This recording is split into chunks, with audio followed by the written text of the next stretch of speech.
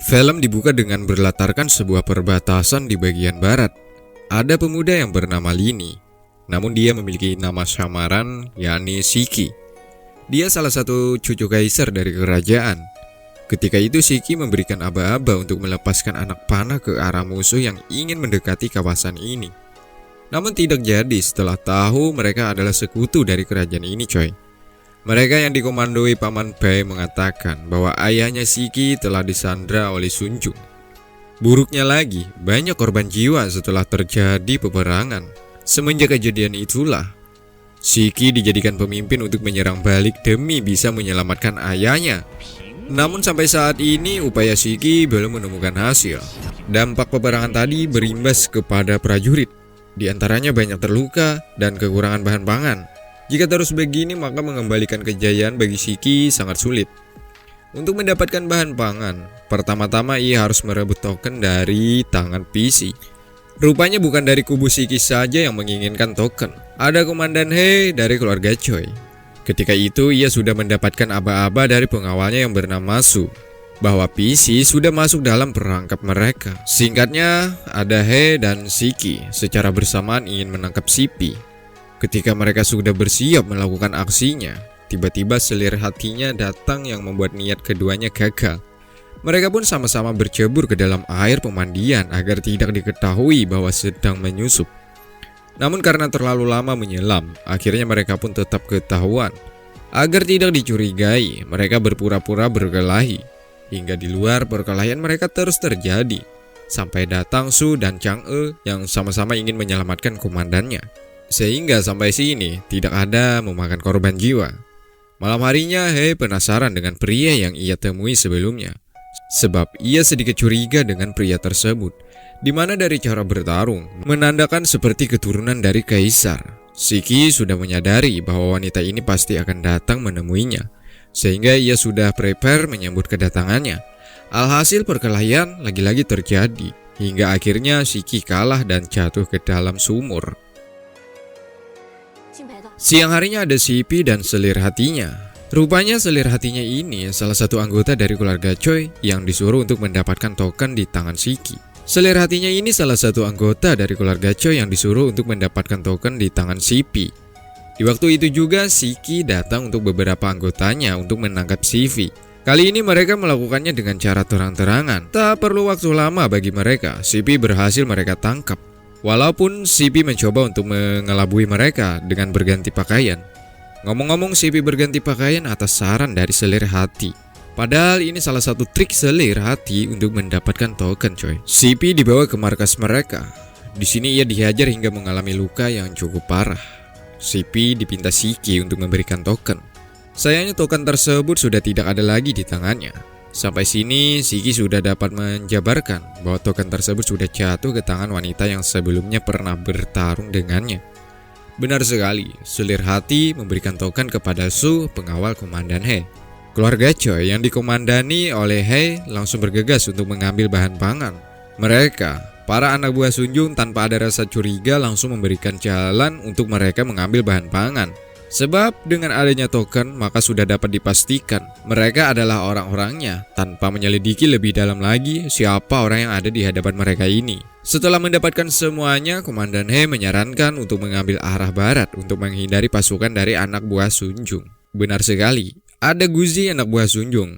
Ia setelah tahu bahwa Sipi telah diculik oleh orang lain, ia langsung bergegas untuk mendatangi ke tempat bahan pangan sebab ia yakin yang menculik Sipi inginkan token yang ada di tangannya. Seperti dugaannya, kini Guzi mendapatkan kabar bahwa ada kelompok yang sudah berhasil membawa bahan pangan, sehingga ia langsung mengejar ke arah barat untuk merebut kembali bahan pangan, coy.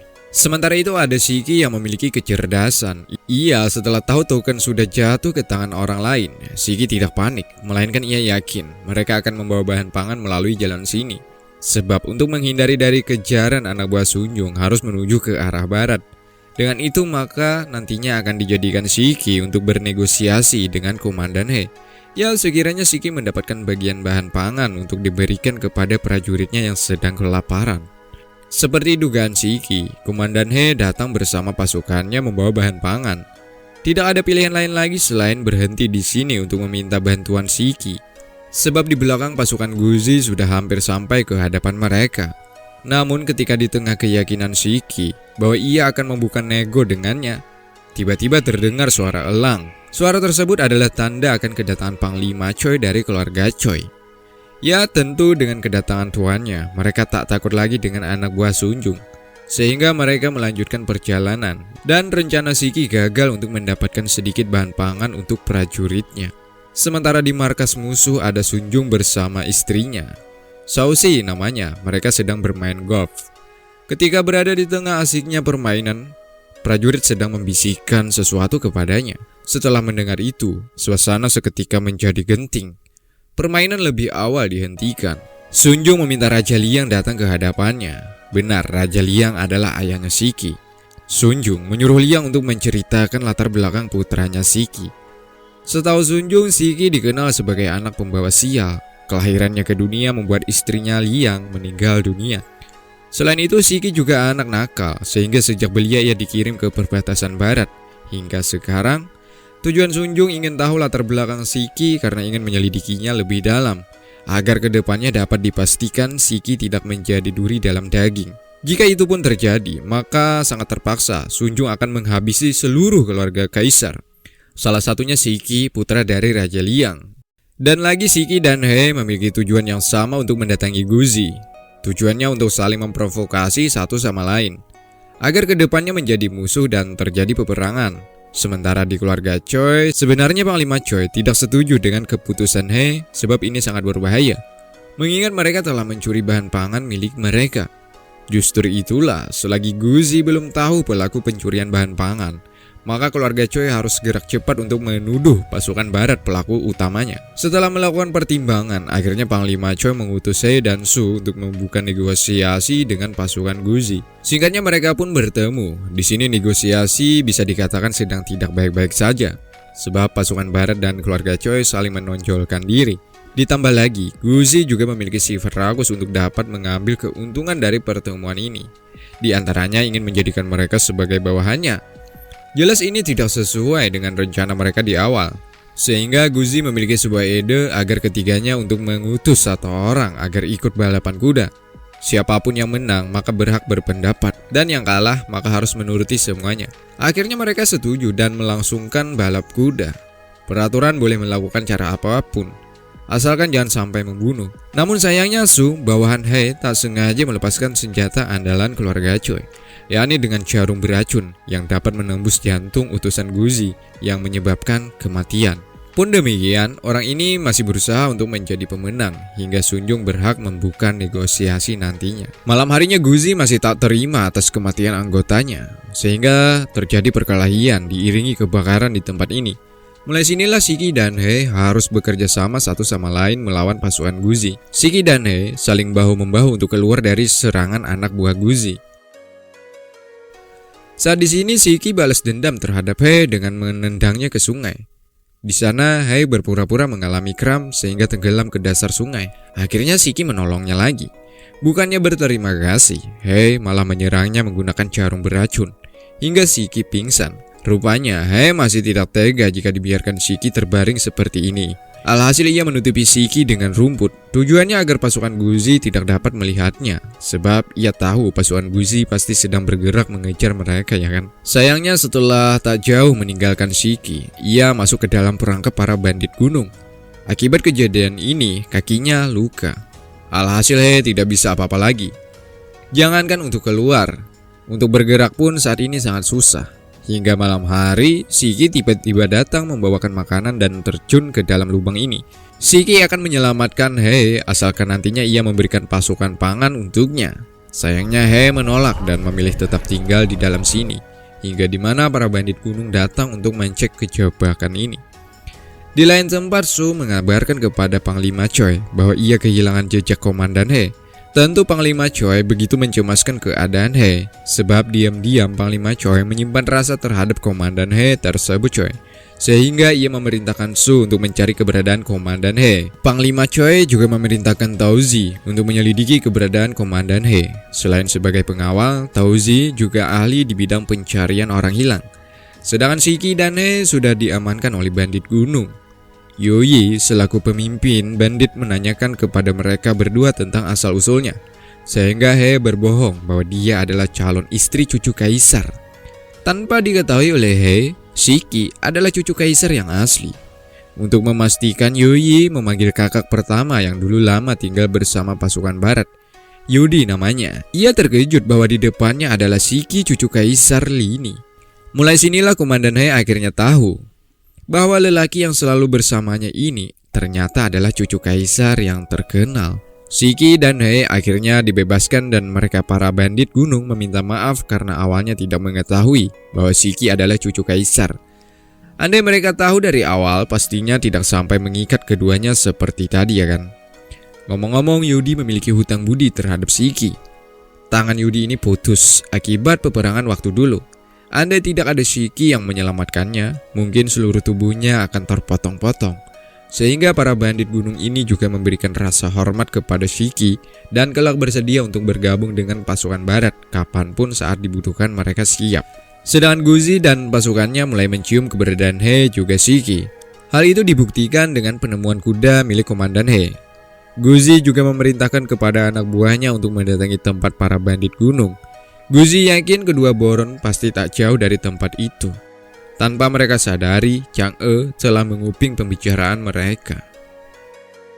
Sedangkan Tauzi akhirnya bisa menemukan keberadaan Komandan He. Di sini Chang'e juga sudah bersama mereka, di mana ia mengatakan bahwa pasukan Guzi kabarnya akan mendatangi pegunungan ini, sehingga Shiki dan He disuruh untuk meninggalkan tempat ini selagi menghindar dari kejaran Guzi.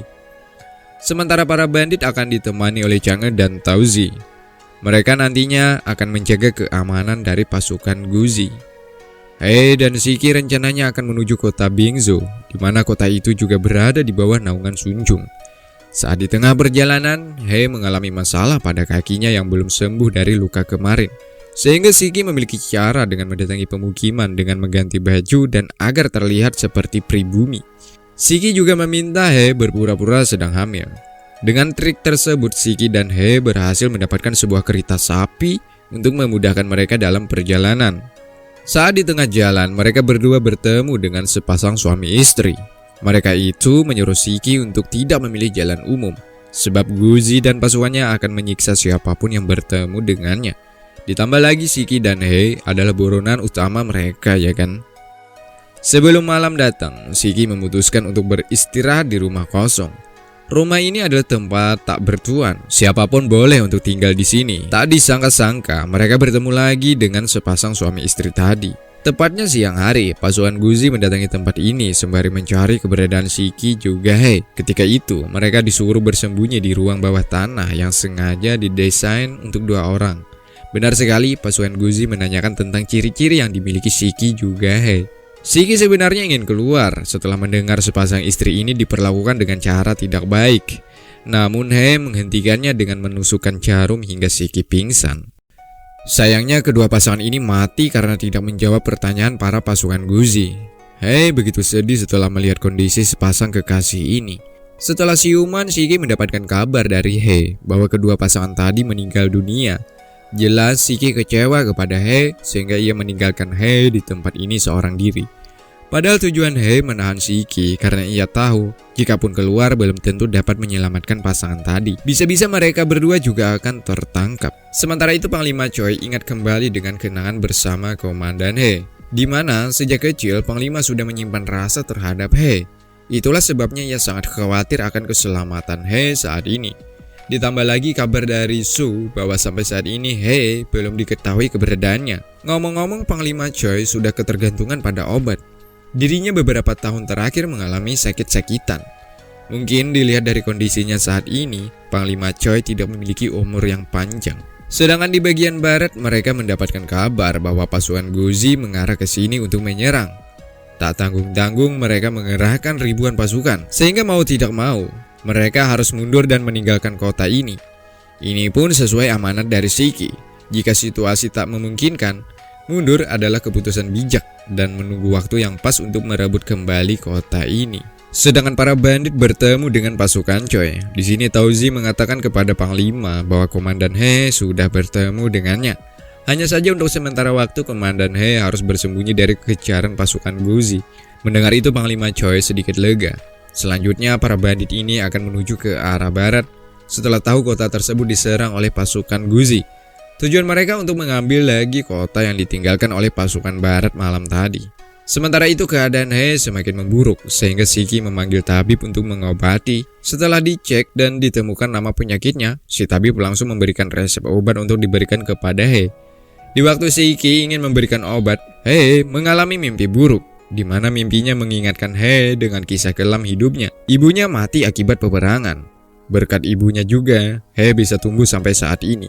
Andai ibunya tidak berkorban nyawa demi putrinya, mungkin saja He juga menjadi korban keganasan para musuh. Malam harinya, He menceritakan kepada Shiki tentang isi mimpinya. Seperti tadi, ibunya mati demi menyelamatkan nyawanya. Sebenarnya kekalahan mereka berawal dari kesalahan strategi saja, coy. Ketika itu, semua lelaki ikut berperang dan meninggalkan semua wanita yang berada di sebuah istana. Sayangnya itu malah dijadikan kesempatan bagi musuh untuk menghabisi mereka. Di mana sebelum ibunya mati, ia mendapatkan sebuah pesan bahwa He, putrinya tidak boleh mati. Begitupun tujuan He kemarin dengan menahan Shiki agar tidak keluar dari ruang bawah tanah. Dikarenakan Shiki juga tidak boleh mati, sebab di depan masih banyak masalah yang harus diselesaikan. Siang harinya Shiki dan He sedang makan di luar, di mana ia melihat suasana sedikit aneh. Benar, mereka adalah pribumi yang berasal dari bagian barat. Akibat peperangan bukan hanya prajurit, tetapi rakyat yang menanggung akibatnya. Setelah melihat ini, Shiki juga tahu bahwa pasukannya pasti berada dalam tekanan. Tetapi harus mau apa lagi, Shiki saat ini sedang berada di luar jangkauan. Pun demikian, Shiki percaya dengan pasukannya, meskipun tanpa dirinya kota dapat dipulihkan kembali. Mengingat Chang'e dan bandit gunung akan ikut bergabung, ya kan? Singkatnya, Shiki memiliki sebuah ide, yakni ingin merebut kota Bingzhou dan Jianzhou. Cukup dengan mendapatkan plat yang ada di tangan Hanli, maka kedua kota itu akan mereka dapati. Caranya dengan menculik putra Hanli sendiri. Sebagai tebusannya plat itu sendiri. Selanjutnya mereka akan mencari tahu dulu latar belakang keluarga Hanli. Di antaranya dari informasi penjaga kedai ini. Saat di sini, mereka banyak sekali menemukan informasi tentang keluarga Hanli, sehingga memudahkan mereka nantinya untuk masuk dan mencuri anak Hanli.